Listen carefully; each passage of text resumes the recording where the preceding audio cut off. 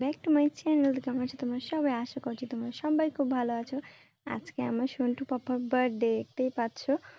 এগুলো ওর মেশো ওকে গিফট করেছে, সুন্দর আমাকে এনে দিয়েছে এগুলা খাবার। বলছে তুমি খেয়ে একটু ভালো হও, একটু ঠিক হও, তোমার শরীরটা খুব দুর্বল। তবে দেখতেই পাচ্ছ আমি বাবা বাড়ি চলে এসেছি।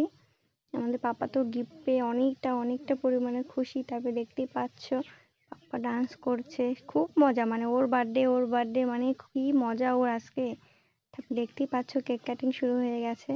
আর পাপা তো একবারে এতটা পরিমাণে খুশি যে মানে কি বলবো। আর ও খুব খুশি, মানে ওর বার্থডে।